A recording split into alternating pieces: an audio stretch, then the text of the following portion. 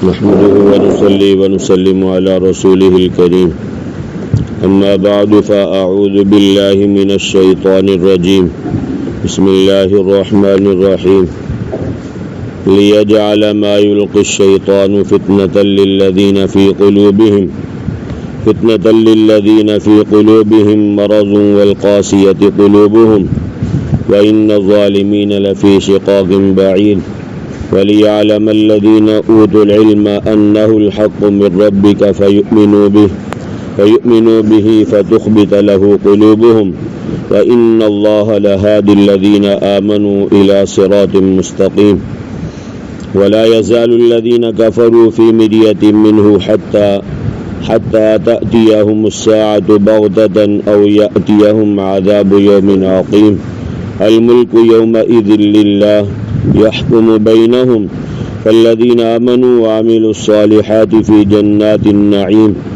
والذين كفروا وكذبوا بآياتنا فأولئك لهم عذاب مهين صدق الله العظيم وبلغنا رسوله النبي الكريم ونحن على ذلك لمن الشاهدين والشاكرين والحمد لله رب العالمين اللهم صل على سيدنا محمد النبي الأمي وعلى آله وبارك وسلم ليجعل ما يلقي الشيطان تاکہ کر دے ما اس چیز کو یلقی الشیطان جو ڈالتا ہے شیطان فتنۃ للذین فی قلوبہم آزمائش ان لوگوں کے لیے ان کے دلوں میں بیماری ہے والقاسیۃ قلوبہم اور ان کے دل سخت ہیں وإن الظالمین اور بے شک ظالم لفی شقاق بعید البتہ دور کے اختلاف میں مبتلا ہیں وَلِيَعْلَمَ الَّذِينَ اور تاکہ جان لے وہ لوگ اوتوا العلم جن کو علم دیا گیا انہ الحق من ربک بے شک یہ حق ہے آپ کے رب کی طرف سے فَيُؤْمِنُوا بِهِ بس اس پر ایمان لائیں فَتُخْبِتَ لَهُ قُلُوبُهُمْ بس عاجزی کریں اس کے سامنے ان کے دل وَإِنَّ اللَّهَ اور بے شک اللہ تعالی لَهَادِ الَّذِينَ البتہ رہنمائی کرنے والا ہے ان لوگوں کی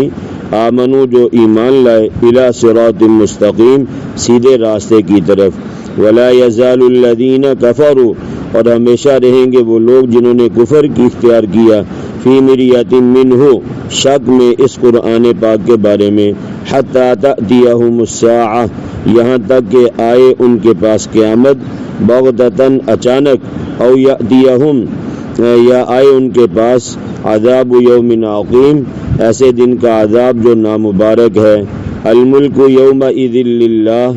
ملک اس دن اللہ تعالیٰ ہی کے لیے ہوگا یحکم بینہم فیصلہ کرے گا ان کے درمیان فالذین آمنوا پس وہ لوگ جو ایمان لائے وعملوا الصالحات اور انہوں نے عمل کیے اچھے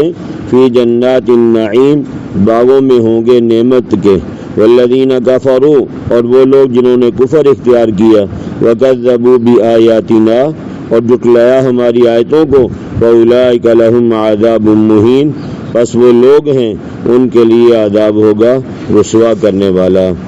عزیزان گرامی 17واں سپارہ سورہ حج آیت نمبر کتنی ہے بھائی 53 سے لے کے تقریباً 57 تک یہ چند آیات کا ترجمہ آپ حضرات کے سامنے کیا ہے بات چل رہی تھی کہ نبی یا رسول کوئی بھی اللہ تعالیٰ کا حکم سناتے یا جیسے نبی پاک صلی اللہ علیہ وسلم قرآنی آیات پڑھ کے سناتے تو شیطان لوگوں کے دلوں میں وسوسہ ڈالتا اور طرح طرح کے اشکال پیدا کرتا تاکہ لوگ قرآن کریم کے اوپر عمل پیرا نہ ہوں اور قرآن کریم کے بارے میں شک اور تردد میں پڑ جائیں تو اس کے بارے میں 2-3 مثالیں کل آپ حضرات کے سامنے ذکر کی تھی کہ شیطان اپنی طرف سے ہر طرح کی کوشش کرتا ہے تاکہ لوگ قرآن کریم کے بارے میں شک اور تردد میں پڑے رہیں اس میں ایک مثال میں نے آپ حضرات کے سامنے یہ دی تھی کہ جب یہ آیت مبارکہ نبی پاک صلی اللہ علیہ وسلم نے پڑھی کہ حرمت علیکم المیتہ تمہارے اوپر مردار کو اللہ نے حرام قرار دیا ہے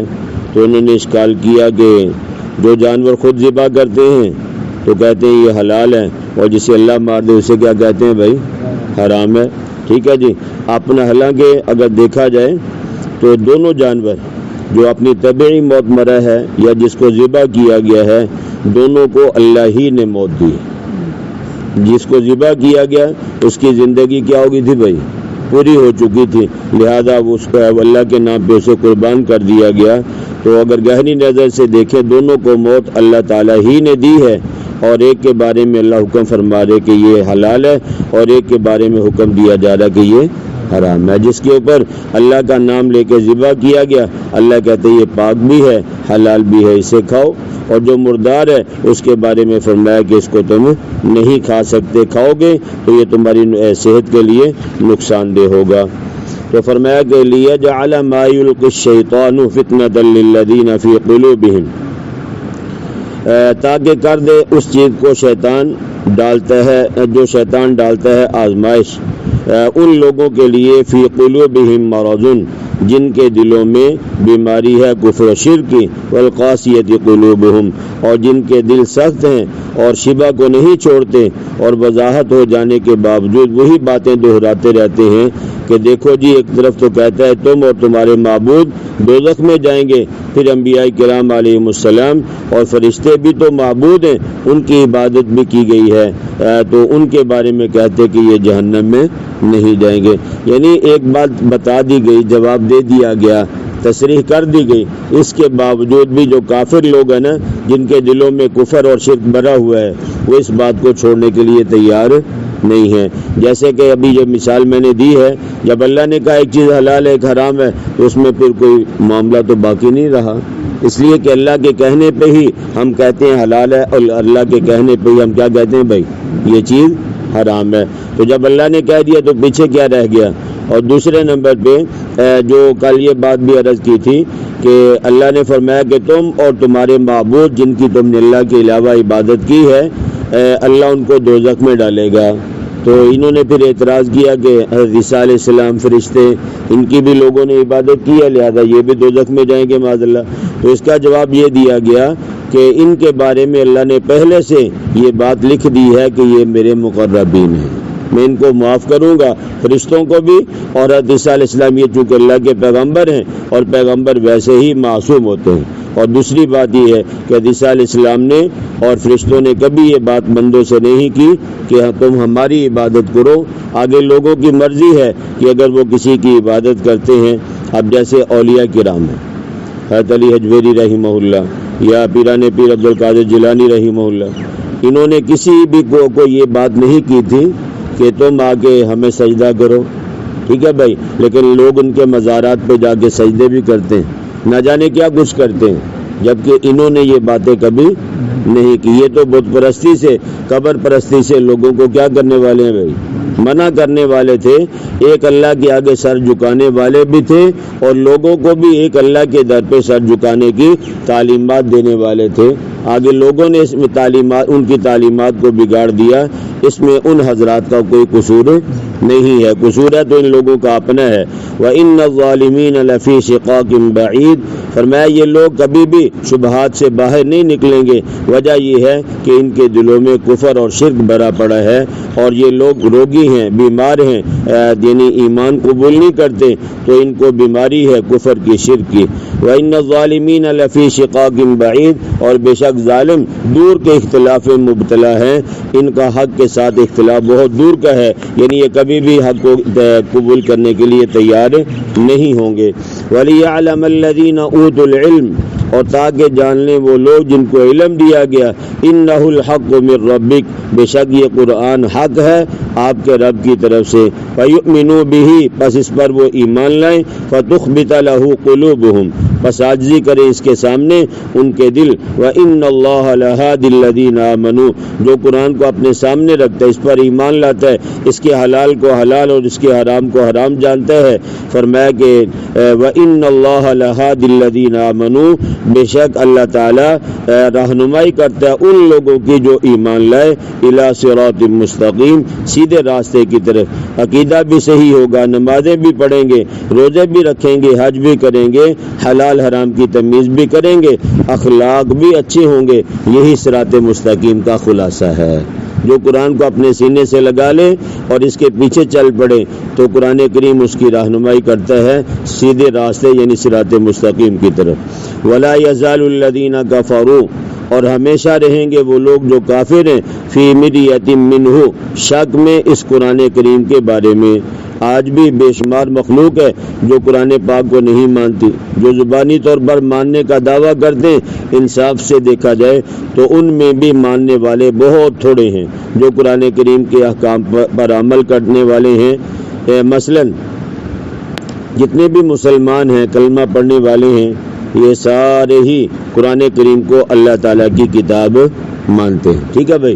اور پھر عملی طور پہ جب معاملہ آتا ہے کہ ہم کتنا قرآن کریم کی تعلیمات پہ عمل کرتے ہیں تو میں نے عرض کیا کہ اس معاملے میں بہت سارے لوگ پیچھے رہ جاتے ہیں کہ قرآن کریم کے احکامات پہ 100% عمل کریں، ایسے بہت کم لوگ پائے جاتے ہیں۔ تو جتنا بھی کفار ہے یہ سارے کا سارا ویسے ہی قرآن کا منکر ہے، ٹھیک ہے جی۔ مثال کے طور پہ ہم مسلمان ہیں، وراثت کا مسئلہ لے لو، کتنے لوگ ہیں جو وراثت کے معاملات کو نہیں لیتے، اپنی بہنوں کو وراثت میں سے حصہ نہیں دیتے، اور کتنے لوگ ہیں جو نمازیں نہیں پڑھتے، ٹھیک ہے بھائی۔ تو یعنی قرآن کریم کے اوپر عمل کرنے کے اعتبار سے بہت کم لوگ ایسے ہیں جو قرآن کریم پہ 100% قرآن کریم کی تعلیمات پہ عمل کرتے ہیں۔ تو فرمایا یہ کافر لوگ یہ قرآن کریم کے بارے میں ہمیشہ شک میں رہیں گے، حتی تأتیہم الساعۃ بغتہ، یہ ان کی شک کب ختم ہوگی؟ فرمایا کبھی ختم نہیں ہوگی، اسی صورت میں، اسی عالم میں، یہاں تک کہ ان کے پاس قیامت آ جائے اچانک، او یأتیہم عذاب یوم عقیم، یا آئے ان کے پاس اس دن کا عذاب جو نامبارک ہے۔ حکیم اصل میں کہتے ہیں بانجھ عورت کو جس کے اولاد نہیں ہوتی، اور اس کو بھی لوگ نامبارک سمجھتے ہیں، یعنی جس کی اولاد نہیں ہوتی نا، تو ہمارے معاشرے میں ایسی عورت کو اچھا نہیں سمجھا جاتا، تو اس لیے اس کو بھی نامبارک جانتے ہیں، اور جس دن عذاب آئے گا وہ دن بھی ان کے لیے مبارک بعد نہیں ہوگا، نامبارک ہوگا، جس دن یہ اللہ کے عذاب کا شکار ہوں گے۔ اور نبی پاک صلی اللہ علیہ وسلم نے فرمایا کہ ایسے خاندان کی عورتوں سے شادی کرو جو محبت کرنے والی ہوں اور بچے زیادہ جننے والی ہوں، بس بے شک میں فخر کروں گا تمہاری کثرت کی وجہ سے دوسری امتوں پر قیامت والے دن۔ ایک شخص نبی پاک صلی اللہ علیہ وسلم کے پاس آئے اور آ کر عرض کی، یا رسول اللہ میں غریب آدمی ہوں، پیسہ دے لا، میرے پاس کچھ نہیں ہے، میں ایک ایسی عورت طلاق یافتہ کے ساتھ شادی کرنا چاہتا ہوں جو بانجھ ہے، یعنی بچے پیدا نہیں کر سکتی، ٹھیک ہے بھائی۔ نبی پاک صلی اللہ علیہ وسلم کے پاس آگے یہ مسئلہ پوچھا تو آقا دو عالم صلی اللہ علیہ وسلم نے فرمایا تم اس سے گریز کرو۔ گریز کا مطلب یہ ہے کہ تم ایسی عورت سے شادی کرو جس سے تمہاری اولاد ہو، اور میں کثرت امت پر کل قیامت کے دن تمہارے اوپر فخر کروں گا۔ یعنی ایسی عورت سے نکاح کرنے کو ناپسند فرمایا جو بچے پیدا نہیں کر سکتی آقا دو عالم صلی اللہ علیہ وسلم نے۔ تو فرمایا کہ الملک یومئذ للہ،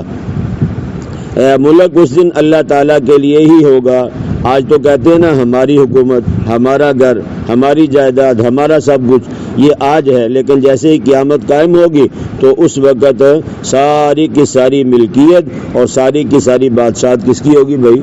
اللہ تعالیٰ کی ہوگی، کسی کے قبضے میں کچھ بھی نہیں رہے گا، بلکہ اس دن اعلان ہوگا لمن الملک اليوم، آج ملک کس کا ہے، آج بادشاہت کس کی ہے؟ پھر جواب آئے گا للہ الواحد القہار، کہ اللہ تعالیٰ کے لیے ہے جو اکیلا ہے،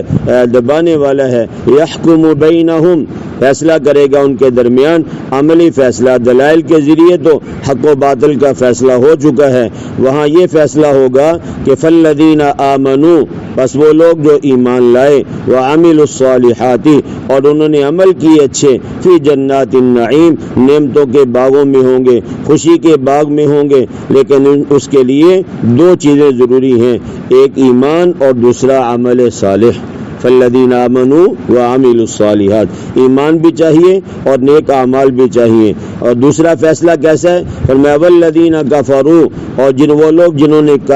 کفر کیا، جو کافر ہیں، وکذبوا بآیاتنا، اور انہوں نے جھٹلایا ہماری آیتوں کو، جیسے ابھی تم نے دو مثالیں سنی ہیں، حلال حرام کی اور معبودان باطلہ کے دوزخ میں جانے کی، فاولئک لہم عذاب مہین، بس وہ لوگ ہیں جن کے لیے عذاب ہوگا رسوا کرنے والا۔ اللہ پاک مجھے اور آپ کو تمام ایمان والوں کو